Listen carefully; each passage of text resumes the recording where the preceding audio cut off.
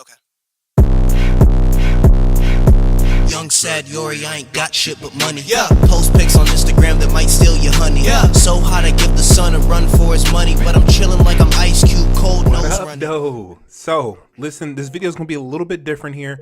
I am going to do basically a run through like a basic consumer. I'm not really good with tech. I kind of saw my Switch and it's very plain here. Let me grab it for you. I'll just show it to you. Very plain here. Just the regular type of Switch stuff. I'll take better photos of it, but just your regular plain Switch, gray Joy-Cons, you know. I am gonna try to install a custom plate. It's not really custom, but it is like this carbon fiber. Oh, drop that. It is a carbon fiber sort of backplate to the Switch. Now it also comes with matching, hold on, let me open this up. I'm also going to try to install here the Joy-Cons that go along with it. They're also carbon fiber as well. I'm gonna have more light and stuff on this in a second. Let me go ahead and just switch to camera view and just show you exactly what's going on. Oh, by the way, it should be in the title of the video, but it is the eXtremeRate Play Differently. That's what it says on here, and it's the carbon fiber, so that's what we're gonna try to do. All right, so I'm just gonna go ahead and show you just a little bit here exactly what's going on. So like I said, very basic. This Switch was one of the day one releases. I got it about 2 days off of 2 days after it came out. I got it off of somebody, but here is the carbon fiber plate here that we are going to try to install.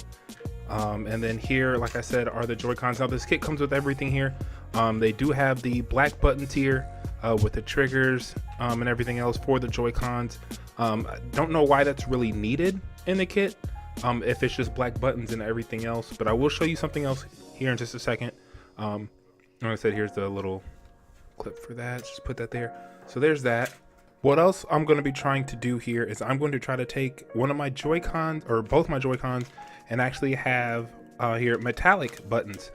So instead of using the black buttons that come in the kit, you already get black buttons on the Joy-Con anyway. Didn't make any sense to me. I'm gonna try to use the carbon fiber and then put these shiny little buttons here in. So what I was told and what I watched on the video, because they actually have a YouTube channel and they kind of have a video breaking down on how to install these things. As you can see right here, here are the buttons. Ooh, it looks like some of my smaller buttons popped off here, but it's in the bag, so that's not a problem. Watching the videos, they show that the Joy-Cons are really hard pause to install, but the Switch shouldn't be an issue. So I'm going to start off getting my confidence up with installing this here. So I'm gonna get this figured out, and then we will move on and try the Joy-Cons. Let's get to it, bruh. 4 to 6 days later. So here we are 5 days later, but it's not quite what you think. So I got it done. Hopefully it shows up a little bit. My lighting down here is not the best, but I got it all installed. No issues, no nothing. Everything works great on it. Tested all the Joy-Cons and everything else. Now you're probably wondering, why the hell did it take you over 5 days? Well, the little screws here in the back of the Switch, even with the correct screwdriver, stripped stupid easily. But even then on my Switch, they were actually already stripped and I had no idea. So in order to take the backplate off of just the Switch itself, it wasn't that many screws. However, I had 2 screws that were stripped. One here on the side where you put the Joy-Con at, because there's 2 main pins on each side. So this screw right here was stripped, and then the screw at the top left was stripped. I even went out and bought this little guy here, Drill Master. I tried to drill straight through the bit to get it off. The screw still couldn't do it. So I broke down and bought another Switch. Went to OfferUp, love that site by the way.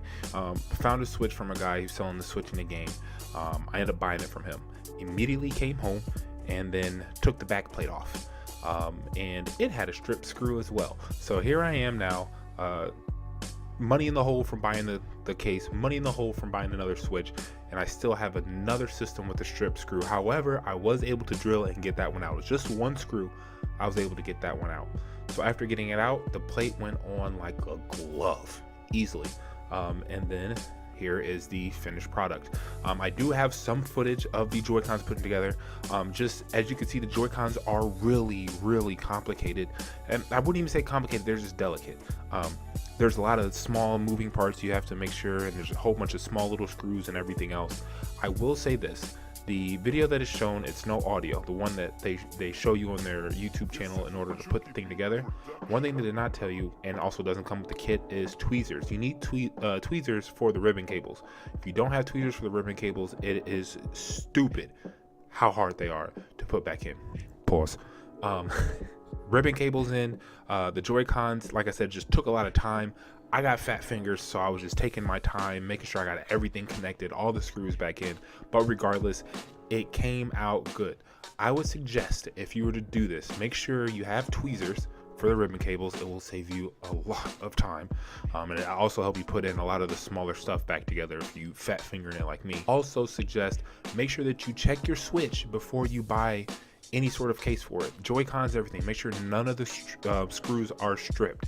And even then, after checking, once you get your screwdrivers, make sure you take them out as slow as possible. Like I said, they're still stupid easy to strip. So that's the only thing that kind of makes this difficult, is that the screws are so, I wouldn't say cheaply like put into the switch, but they're very, like, they're not meant to be removed. So if you're trying to take them out, you may have to struggle with it. Just, you got to really take your time, make sure you're not going too fast and just stripping it straight out. Other than that, I think it turned out great. Like I said, I even swapped out the chrome buttons and everything else. And just for the record, I don't have two switches now. I just took the old one, packaged it up, and I sold it back for the same amount of money I bought the other one for. So even swap. Regardless though, I mean, look at it. It looks pretty damn good. Anyway, that is my review on the eXtremeRate case. Let me know down below what you think, if you're thinking about trying it and everything else. If you have any questions, feel free to hit me up. Discord link will be in the description below. Appreciate y'all for tuning in. Until next time though, I'm out of here.